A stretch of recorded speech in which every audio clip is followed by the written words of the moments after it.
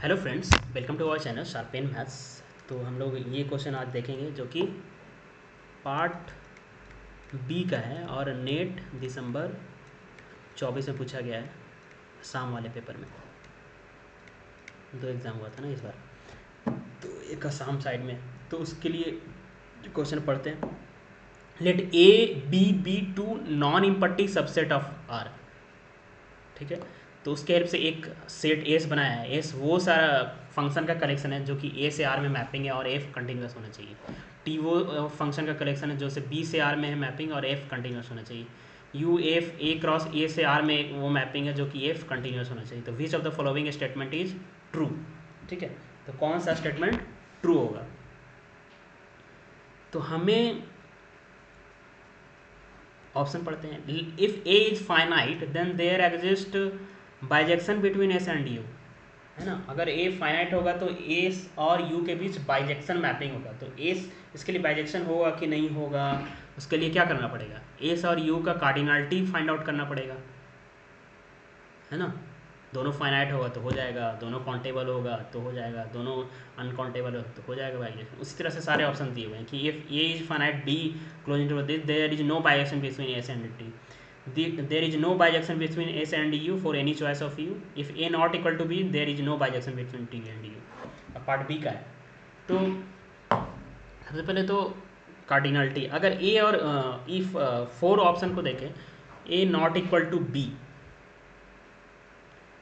है ना, तो क्या होगा, ए सेट क्या होगा, टी एंड यू ना बोला है, टी एंड यू।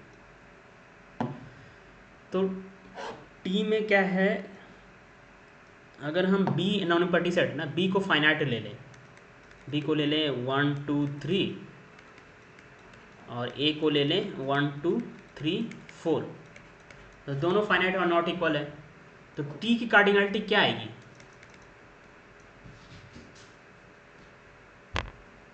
है ना। टी क्या है, एफ बी से आर में, हाँ एफ इज कंटिन्यूअस। तो कंटिन्यूअस फंक्शन हो सकता है ना, डिस्क्रीट टाइप का सेट है तो जितने कांस्टेंट फंक्शन होगा सब कंटिन्यूअस फंक्शन होगा। तो F B is equal to x ले ले, जहाँ पे बी बिलोंग्स टू बी और एक्स बिलोंग्स टू आर। तो कितने फंक्शन आएंगे, टी की कार्डिनलिटी कितने फंक्शन ऐसे आएंगे कि कंटिन्यूअस लेना है तो हमें कांस्टेंट फंक्शन ही लेना पड़ेगा तभी कंटिन्यूअस होगा ना। तो कितने कार्डिनलिटी है, आर की कार्डिनलिटी के बराबर आएगा टी का कार्डिनलिटी, है ना। कार्डिनलिटी फॉर टी सेट की कार्डिनलिटी आएगी।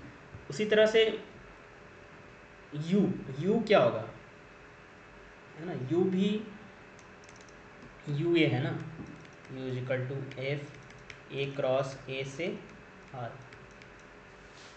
तो ये finite cross finite, finite product of finite set is finite.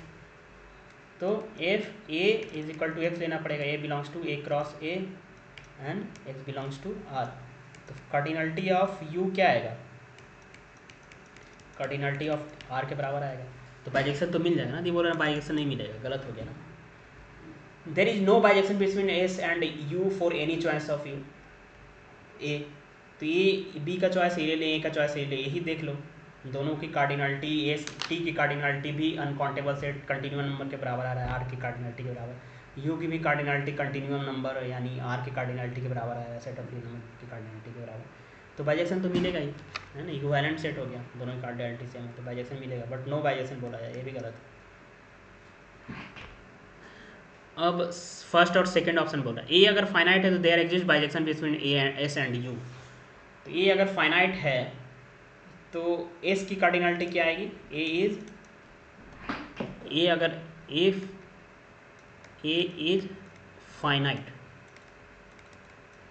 Then cardinality of S C के बराबर आएगा, कार्डिनलिटी ऑफ ए आर के बराबर होगा। और बोल रहा है कि ए फाइनाइट है तो ए क्रॉस ए भी फाइनाइट होगा, तो यू की कार्डिनलिटी भी क्या आएगी, सी के बराबर आएगी। A cross A is also finite, है ना, finite product of finite set is finite. तो है ना, ये आएगा। तो बाइजेक्शन मिलेगा, मिल जाएगा बाइजेक्शन। तो there is bijection between S and U. तो ये ऑप्शन करेक्ट हो गया। अभी 2 है, पार्ट बी का क्वेश्चन है, तो 2 गलत होगा ना फिर तो गलत कैसे होगा? A is finite, B is this. तो ए अगर फाइनाइट है तो कार्डिनलिटी ऑफ एस का क्या आ गया? सी आ गया ना, ये आ चुका है। टी के बारे में पता करते हैं। टी अगर क्या आता है, टी की कार्डिनलिटी क्या आती है? तो टी इज इक्वल टू क्या है? F01 ना, यही है ना। बी को 01 लेना है, 2R such that F is continuous. तो इसकी कार्डिनलिटी क्या आएगी? कितने कंटिन्यूअस फंक्शन बनेंगे यहाँ से? फंक्शन कितने बनेंगे? इसकी भी कार्डिनलिटी कंटिन्यूअस सी है, इसकी भी कार्डिनलिटी सी है। तो नंबर ऑफ फंक्शन तो c to the power c, यानी that is greater then,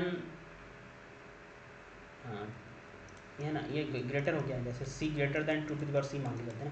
power set of cardinality of power set of r और सेट r का कार्डिनलिटी, दोनों में ये रिलेशन होता है। तो ये नंबर ऑफ फंक्शन तो ये बनेगा। नंबर ऑफ फंक्शन से हमें कंफ्यूज नहीं होना। हमें पूछा है नंबर ऑफ फंक्शन नहीं पूछा ना, टी की cardinality number of function of F this बराबर नहीं होगा, साथ में वो कंटिन्यूस भी होना चाहिए। तो कितने कंटिन्यूस फंक्शन बनेंगे?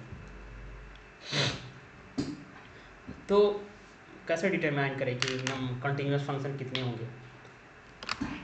तो वी नो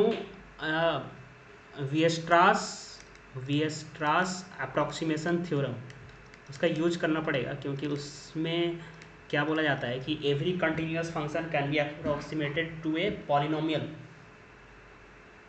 ठीक है, तो जो भी कंटिन्यूस फंक्शन होता है वो पॉलिनोमियल से अप्रॉक्सीमेट हो जाता है।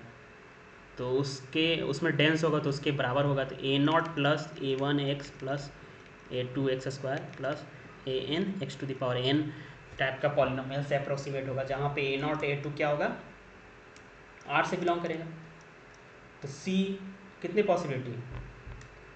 Cardinality R to the power n, C to the power n, यानी 2 to the power LF0 to the power n, 2 to the power LF0 into n क्या होगा? 2 टू द पावर LF0 होगा, is equal to C। तो T की भी cardinality क्या आ रही है यहाँ पे? C आ रही है ना, बिकॉज ऑफ कंटिन्यूस फंक्शन। तो यहाँ से बाइजेक्शन मैपिंग मिलेगा एस एंड टी के बीच, बट बोल रहा है बाइजेक्शन नहीं मिलेगा, तो ये ऑप्शन भी गलत है। तो only first option is true. I think आपको क्लियर हो गया होगा। इस तरह से जितने रियल एनालिसिस के क्वेश्चन है वो सारा अपलोड कर दिया हूँ लगभग, और जो बचा कर दूंगा। तो चैनल का प्लेलिस्ट आप रियल एनालिसिस में देख सकते हैं सोल्यूशन। Okay, thank you.